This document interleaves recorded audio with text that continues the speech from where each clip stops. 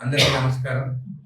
గత 2-3 రోజుల నుండి నా పైన ట్వీట్లు కానీ, సోషల్ మీడియాలో కానీ, మీ పొలిటీషియన్స్ పైన లై డిటెక్టర్ పెట్టాలా, అది పెట్టాలా అని చెప్పి కొంతమంది చెప్పడం. నేను ఒకటే అడుగుతున్నాను. ఈరోజు తెలంగాణలో ఒక తెలంగాణ ఎమ్మెల్యేగా నేను స్టేట్మెంట్ ఇస్తే కొంతమంది ఆంధ్ర వాళ్ళు నేను ఎవరు అంటున్నాను, ఇక్కడికి బతకనీకి వచ్చే ఎవరు ధనవంతుల గురించి మాట్లాడుతున్నారు. మీరు ఇష్టం వచ్చినట్టు టార్గెట్ చేస్తే మాత్రం మంచిది కాదు. ఎవరైతే జాబ్స్ చేసుకుంటా మిడిల్ క్లాస్ ఫ్యామిలీ కానీ అలాంటి వాళ్ళైతే పాపం వాళ్ళు ఇక జాబ్ చేసుకుంటారు, మమ్మల్ని గౌరవిస్తారు, మాకు రెస్పెక్ట్ ఇస్తారు. కానీ చాలా మంది ఇంకా చీప్ గా మా తెలంగాణ వాళ్ళని చూస్తారు. కొంతమంది ఏమో లై డిటెక్టర్ పెట్టాలి తెలంగాణ వాళ్ళ పైన, కొంతమంది ఏమో మీరు ఏం టెస్టులు చేసుకుంటారని కూడా హైదరాబాద్ లో ఉండి మమ్మల్ని అడుగుతున్నారు. కొంతమంది ఏమో బ్లాక్ డే తెలంగాణ ఫార్మేషన్ ఒక ఎంపీ బ్లాక్ డే అని చెప్పి చెప్తున్నాడు. మళ్ళీ ఆయన స్కూల్స్ హైదరాబాదే, ఆయన ఇల్లు హైదరాబాదే.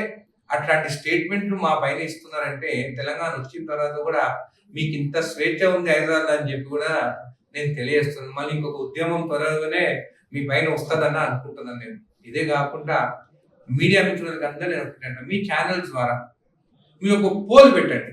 అనిరుద్ధ్ రెడ్డి చెప్పింది ఈ డ్రగ్స్ మాఫియా పైన సినీ ఫీల్డ్ వాళ్ళు ఎవ్రీ 90 days అదే విధంగా పొలిటీషియన్స్ కూడా టెస్టులు చేసుకోవాలా వద్దా?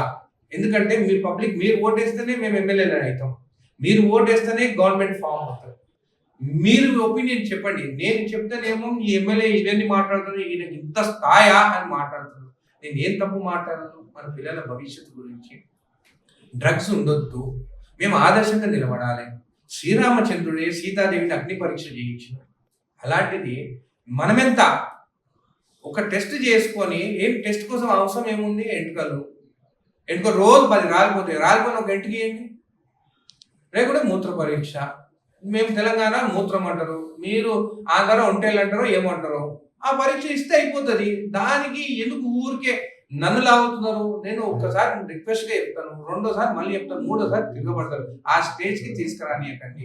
మీడియా మిత్రులకు అందరికీ నేను రిక్వెస్ట్ చేస్తున్నాను, పోల్స్ పెట్టండి, మీరు ఆన్లైన్ పోల్స్ పెట్టండి, పబ్లిక్ ఒపీనియన్ తీసుకోండి, అది బయట పెట్టండి. అప్పుడు అర్థమవుతుంది ఎవరు ఏందనేది, నేను చెప్పింది కరెక్టా కాదనేది కూడా అర్థమవుతుంది.